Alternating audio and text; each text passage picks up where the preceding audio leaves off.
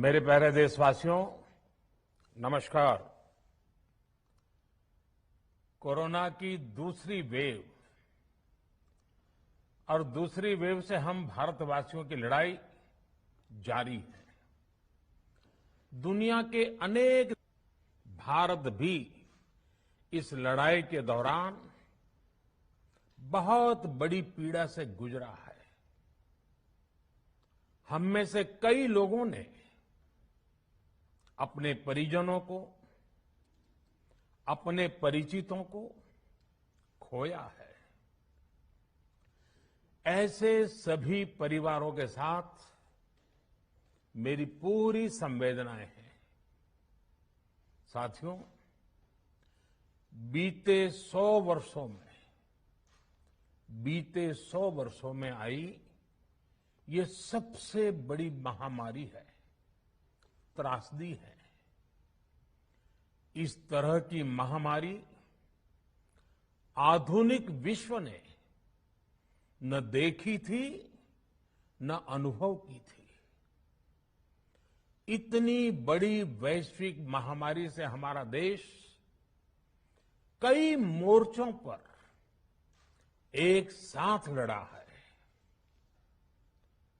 Covid अस्पताल बनाने से लेकर आईसीयू बेड्स की संख्या बढ़ानी हो, भारत में वेंटिलेटर बनाने से लेकर टेस्टिंग लैब्स का एक बहुत बड़ा नेटवर्क तैयार करना हो,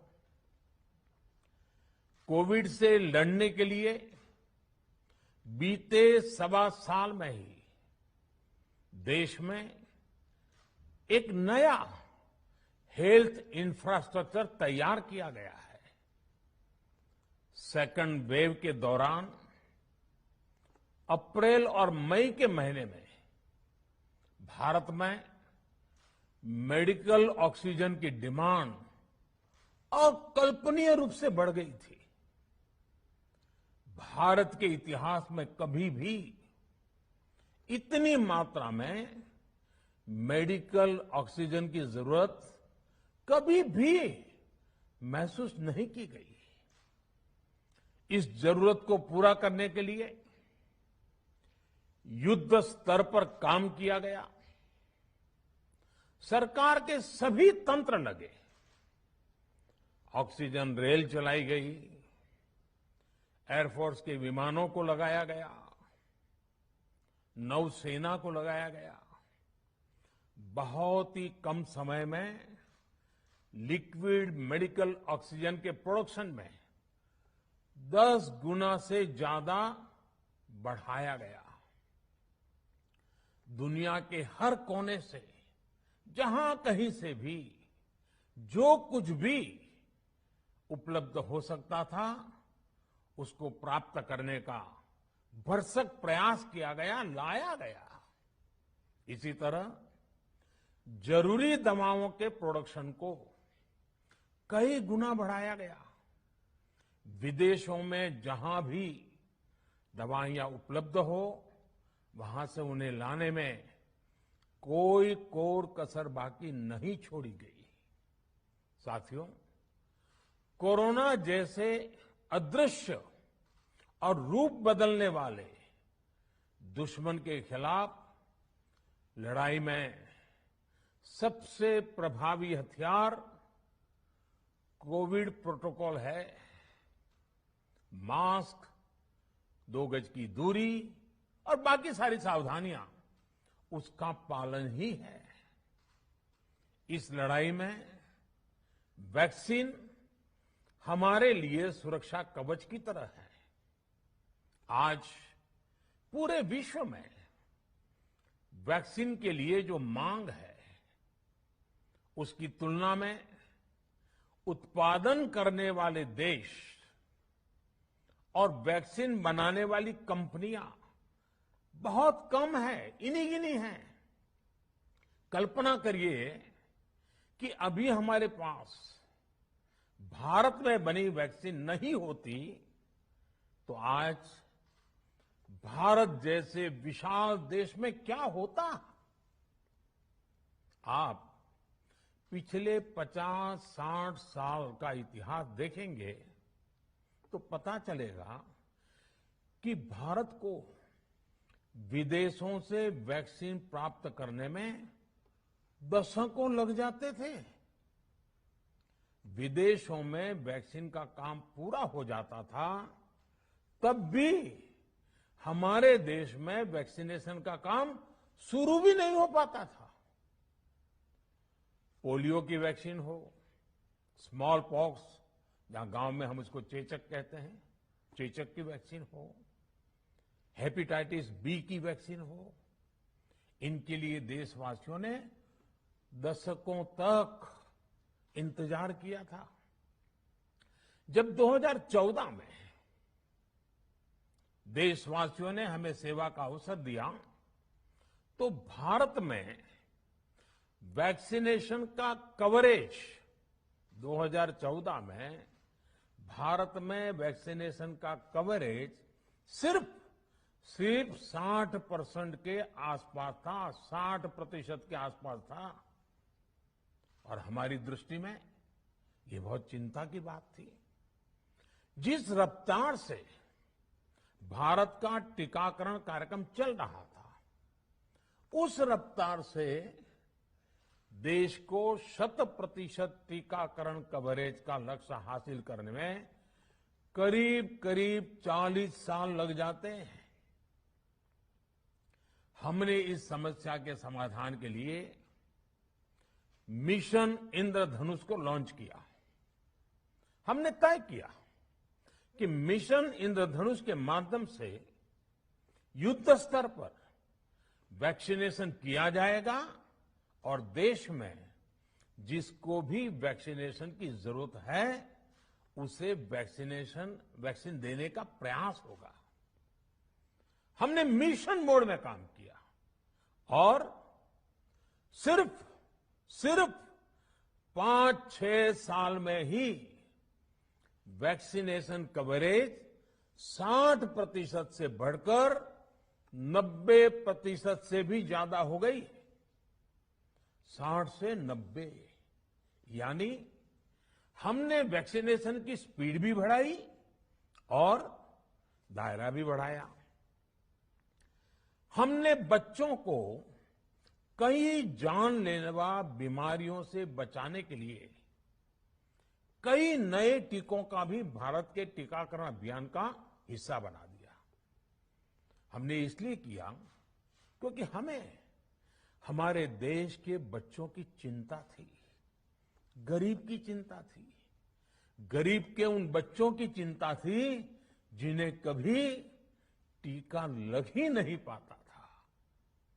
हम 100% टीकाकरण कवरेज की तरफ बढ़ रहे थे कि कोरोना वायरस ने हमें घेर लिया।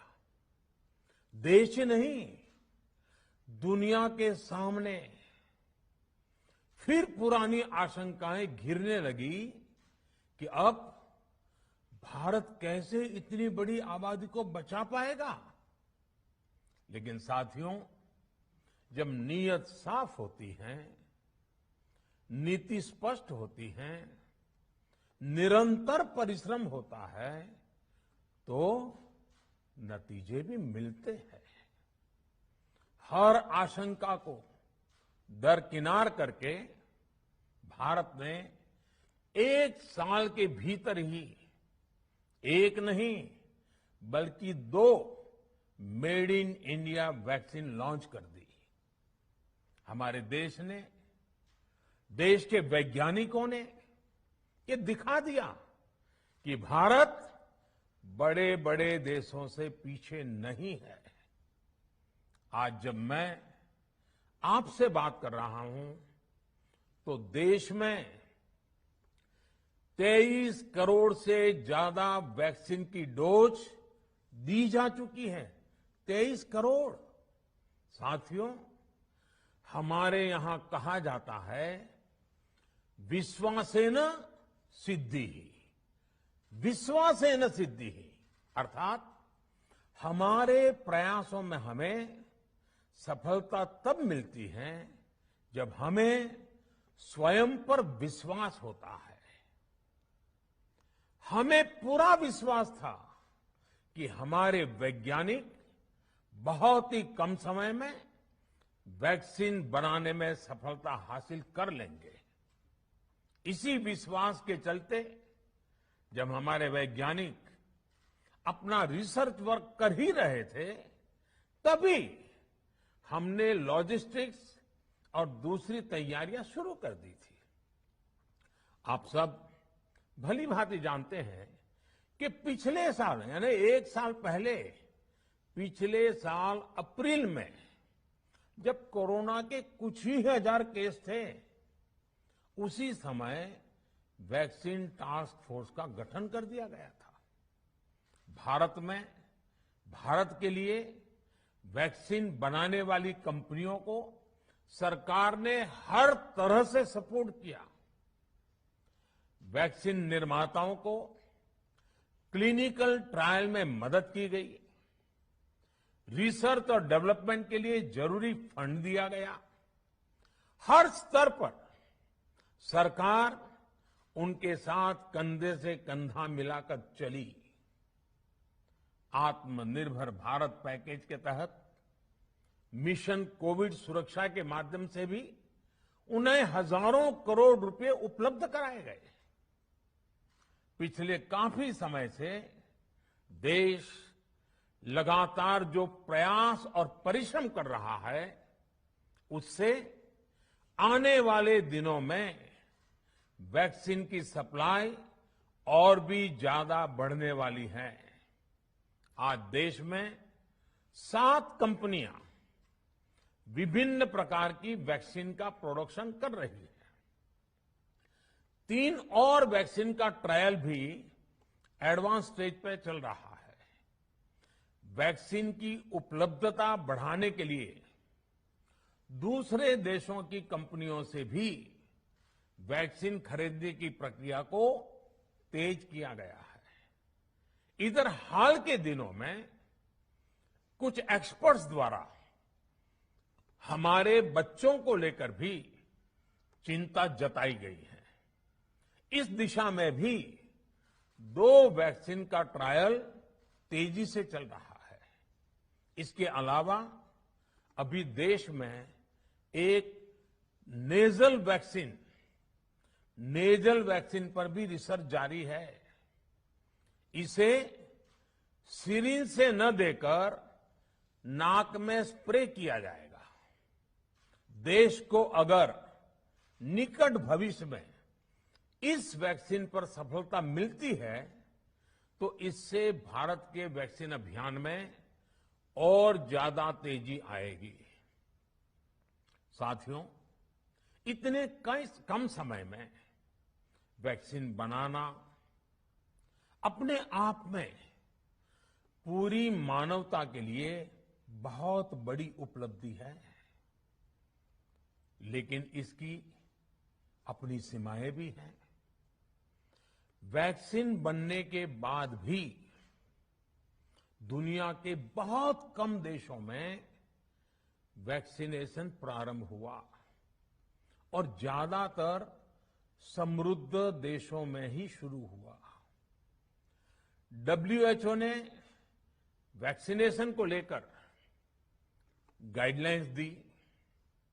वैज्ञानिकों ने वैक्सीनेशन की रूपरेखा रखी और भारत ने भी जो अन्य देशों की बेस्ट प्रैक्टिसेस थी, विश्व स्वास्थ्य संगठन WHO के मानक थे, उसी आधार पर चरणबद्ध तरीके से वैक्सीनेशन करना तय किया।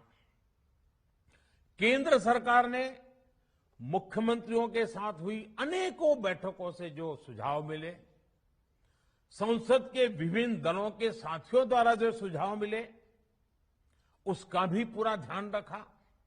इसके बाद ही ये तय हुआ कि जिन्हें कोरोना से ज्यादा खतरा है, उन्हें प्राथमिकता दी जाएगी।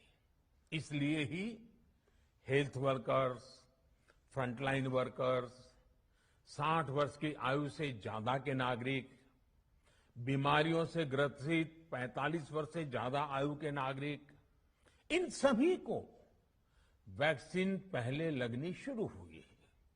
आप कल्पना कर सकते हैं कि अगर कोरोना की दूसरी वेव से पहले हमारे फ्रंटलाइन वर्कर्स को वैक्सीन नहीं लगी होती तो क्या होता?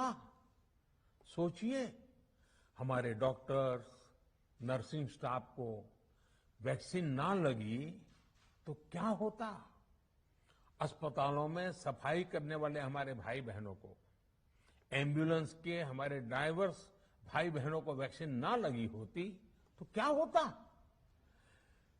ज्यादा से ज्यादा हेल्थ वर्कर्स को वैक्सीनेशन होने की वजह से ही वो निश्चिंत होकर दूसरों की सेवा में लग पाए, लाखों देशवासियों का जीवन बचा पाए। लेकिन देश में कम होते कोरोना के मामलों के बीच केंद्र सरकार के सामने अलग अलग सुझाव भी आने लगे, भिन्न भिन्न मांगे होने लगी, पूछा जाने लगा, सब कुछ भारत सरकार ही क्यों तय कर रही है? राज्य सरकारों को छूट क्यों नहीं दी जा रही है? राज्य सरकारों को लॉकडाउन की छूट क्यों नहीं मिल रही है? One size does not fit all जैसी बातें भी कही गई। दलील ये दी गई कि संविधान में चूंकि हेल्थ, आरोग्य प्रमुख रूप से राज्य का विषय है, इसलिए अच्छा है कि सब राज्य ही करें। इसलिए इस दिशा में एक शुरुआत की गई। भारत सरकार ने एक बृहद गाइडलाइन बनाकर राज्यों को दी ताकि राज्य अपनी आवश्यकता और सुविधा के अनुसार काम कर सके।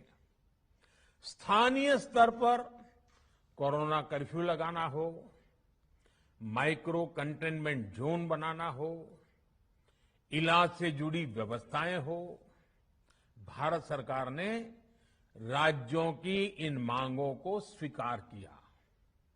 साथियों, इस साल 16 जनवरी से शुरू होकर अप्रैल महीने के अंत तक भारत का वैक्सीनेशन कार्यक्रम मुख्यतः केंद्र सरकार की देखरेख में ही चला। सभी को मुफ्त वैक्सीन लगाने के मार्ग पर देश आगे बढ़ रहा था। देश के नागरिक भी अनुशासन का पालन करते हुए अपनी बारी आने पर वैक्सीन लगवा रहे थे। इस बीच कई राज्य सरकारों ने फिर कहा कि वैक्सीन का काम डिसेंट्रलाइज किया जाए और राज्यों पर छोड़ दिया जाए। तरह तरह के स्वर उठे, जैसे कि वैक्सीनेशन के लिए एज ग्रुप क्यों बनाए गए। दूसरी तरफ किसी ने कहा कि उम्र की सीमा आखिर केंद्र सरकार ही क्यों तय करे। कुछ आवाजें तो ऐसी भी उठी कि बुजुर्गों का वैक्सीनेशन पहले क्यों हो रहा है। भांति भांति के दबाव भी बनाए गए। देश के मीडिया के एक वर्ग ने इसे कैंपेन के रूप में भी चलाया। साथियों, काफी चिंतन मनन के बाद इस बात पर सहमति बनी कि राज्य सरकारें अपनी तरफ से भी प्रयास करना चाहती हैं, तो भारत सरकार को क्यों इतराज हो और भारत सरकार इतराज क्यों करे। राज्यों की इस मांग को देखते हुए, उनके आग्रह को ध्यान में रखते हुए 16 जनवरी से जो व्यवस्था चली आ रही थी, उसमें प्रयोग के तौर पर एक बदलाव किया गया। हमने सोचा कि राज्य ये मांग कर रहे हैं, उनका उत्साह है, तो चलो भाई 25% का काम उन्हीं को सुपुर्द कर दिया जाए, उन्हीं को दे दिया जाए। स्वाभाविक है 1 मई से राज्यों को 25% काम उनके हवाले कर दिया गया। उसे पूरा करने के लिए उन्होंने अपने अपने तरीके से प्रयास भी किए। इतने बड़े काम में किस तरह की कठिनाइयां आती हैं, ये भी उनके ध्यान में आने लगा। उनको पता चला पूरी दुनिया में वैक्सीन की क्या स्थिति है, इसकी सच्चाई से भी राज्य परिचित हुए। और हमने देखा, एक तरफ मई में सेकेंड वेव, दूसरी तरफ वैक्सीन के लिए लोगों का बढ़ता रुझान, और तीसरी तरफ राज्य सरकारों की कठिनाइयां। मई में 2 सप्ताह बीतते बीतते कुछ राज्य खुले मन से ये कहने लगे कि पहले वाली व्यवस्था ही अच्छी थी। धीरे धीरे इसमें कई राज्य सरकारें जुड़ती चली गई। वैक्सीन का काम राज्यों पर छोड़ा जाए, जो इसकी वकालत कर रहे थे उनके विचार भी बदलने लगे। एक अच्छी बात रही कि समय रहते राज्य पुनर्विचार की मांग के साथ फिर आगे आए। राज्यों की इस मांग पर हमने भी सोचा कि देशवासियों को तकलीफ ना हो, सुचारू रूप से उनका वैक्सीनेशन हो। इसके लिए 1 मई के पहले वाली, यानी 1 मई के पहले 16 जनवरी से अप्रैल अंत तक जो व्यवस्था थी, पहले वाली पुरानी व्यवस्था को फिर से लागू किया जाए। साथियों, आज ये निर्णय लिया गया है कि राज्यों के पास वैक्सीनेशन से जुड़ा जो 25% काम था, उसकी जिम्मेदारी भी भारत सरकार उठाएगी। ये व्यवस्था आने वाले 2 सप्ताह में लागू की जाएगी। इन 2 सप्ताह में केंद्र और राज्य सरकारें मिलकर नई गाइडलाइंस के अनुसार आवश्यक तैयारी कर लेंगी। संयोग है कि 2 सप्ताह बाद 21 जून को ही अंतर्राष्ट्रीय योग दिवस भी है। 21 जून सोमवार से देश के हर राज्य में 18 वर्ष से ऊपर की उम्र के सभी नागरिकों के लिए भारत सरकार राज्यों को मुफ्त वैक्सीन मुहैया कराएगी। वैक्सीन निर्माताओं से कुल वैक्सीन उत्पादन का 75% हिस्सा भारत सरकार खुद ही खरीदकर राज्य सरकारों को मुफ्त देगी। यानी देश की किसी भी राज्य सरकार को वैक्सीन पर कुछ भी खर्च नहीं करना होगा। अब तक देश के करोड़ों लोगों को मुफ्त वैक्सीन मिली है। अब 18 वर्ष की आयु के लोग भी इसमें जुड़ जाएंगे। सभी देशवासियों के लिए भारत सरकार ही मुफ्त वैक्सीन उपलब्ध करवाएगी। गरीब हो, निम्न मध्यम वर्ग हो, मध्यम वर्ग हो या फिर उच्च वर्ग, भारत सरकार के अभियान में मुफ्त वैक्सीन ही लगाई जाएगी। हां, जो व्यक्ति मुफ्त में वैक्सीन नहीं लगवाना चाहते, प्राइवेट अस्पताल में वैक्सीन लगवाना चाहते हैं, उनका भी ध्यान रखा गया है। देश में बन रही वैक्सीन में से 25% प्राइवेट सेक्टर के अस्पताल सीधे ले पाए, ये व्यवस्था जारी रहेगी। प्राइवेट अस्पताल वैक्सीन की निर्धारित कीमत के उपरांत एक डोज पर अधिकतम 150 रुपये ही सर्विस चार्ज ले सकेंगे। इसकी निगरानी करने का काम राज्य सरकारों के पास ही रहेगा। साथियों, हमारे शास्त्रों में कहा गया है प्राप्य आपदम न व्यथते कदाचित उद्योगम अनु इच्छति चा प्रमत्तः। अर्थात विजेता आपदा आने पर उससे परेशान होकर हार नहीं मानते, बल्कि उद्यम करते हैं, परिश्रम करते हैं और परिस्थिति पर जीत हासिल करते हैं। कोरोना से लड़ाई में 130 करोड़ से अधिक भारतीयों ने अभी तक की यात्रा आपसी सहयोग, दिन रात मेहनत करके तय की है। आगे भी हमारा रास्ता हमारे श्रम और सहयोग से ही मजबूत होगा। हम वैक्सीन प्राप्त करने की गति भी बढ़ाएंगे और वैक्सीनेशन अभियान को भी और गति देंगे। हमें याद रखना है कि भारत में वैक्सीनेशन की रफ्तार आज भी दुनिया में बहुत तेज है, अनेक विकसित देशों से भी तेज है। हमने जो टेक्नोलॉजी प्लेटफॉर्म बनाया है कोविन, उसकी भी पूरी दुनिया में चर्चा हो रही है। अनेक देशों ने भारत के इस प्लेटफॉर्म को इस्तेमाल करने में रुचि भी दिखाई है।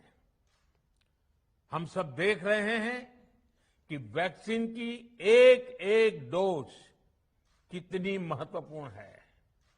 हर डोज से एक जिंदगी जुड़ी हुई है।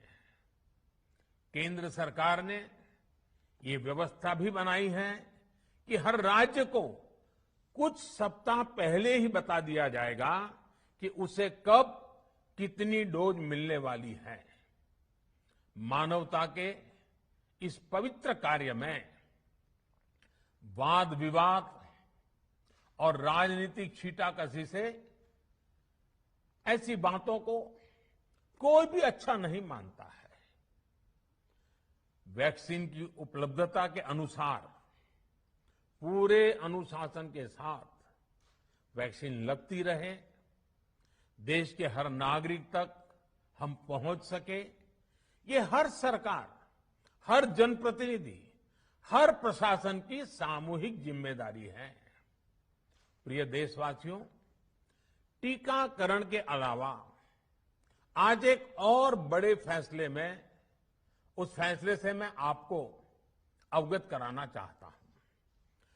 पिछले वर्ष जब कोरोना के कारण लॉकडाउन लगाना पड़ा था, तो प्रधानमंत्री गरीब कल्याण अन्न योजना के तहत 8 महीने तक 80 करोड़ से अधिक देशवासियों को मुफ्त राशन की व्यवस्था हमारे देश ने की थी।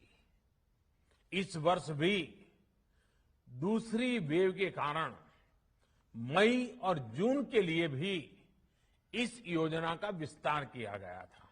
आज सरकार ने फैसला लिया है कि प्रधानमंत्री गरीब कल्याण अन्न योजना को अब दीपावली तक आगे बढ़ाया जाएगा। महामारी के इस समय में सरकार गरीब की हर जरूरत के साथ उसका साथी बनकर खड़ी है।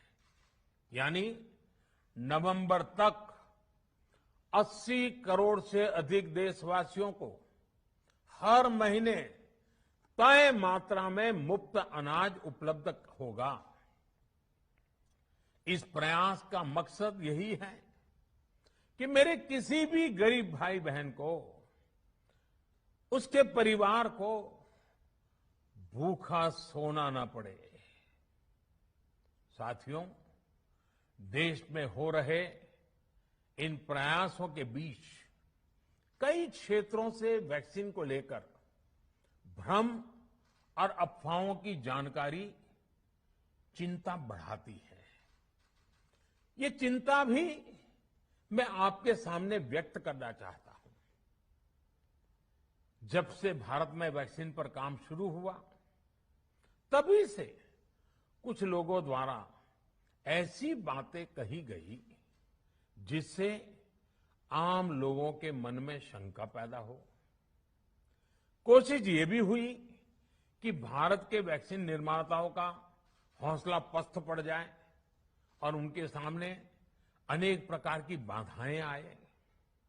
जब भारत की वैक्सीन आई तो अनेक माध्यमों से शंका आशंका को और बढ़ाया गया। वैक्सीन न लगवाने के लिए भांति भांति के तर्क प्रचारित किए गए। इन्हें भी देश देख रहा है। जो लोग वैक्सीन को लेकर आशंका पैदा कर रहे हैं, अफवाहें फैला रहे हैं, वो भोले भाले भाई बहनों के जीवन के साथ बहुत बड़ा खिलवाड़ कर रहे हैं। ऐसी अफवाहों से सतर्क रहने की जरूरत है। मैं भी आप सबसे, समाज के प्रबुद्ध लोगों से, युवाओं से अनुरोध करता हूं कि आप भी वैक्सीन को लेकर जागरूकता बढ़ाने में सहयोग करें। अभी कई जगहों पर कोरोना कर्फ्यू में ढील दी जा रही है, लेकिन इसका मतलब ये नहीं कि हमारे बीच से कोरोना चला गया है। हमें सावधान भी रहना है और कोरोना से बचाव के नियमों का भी सख्ती से पालन करते रहना है। मुझे पूरा विश्वास है हम सब कोरोना से इस जंग में जीतेंगे। भारत कोरोना से जीतेगा। इन्हीं शुभकामनाओं के साथ आप सभी देशवासियों का बहुत बहुत धन्यवाद।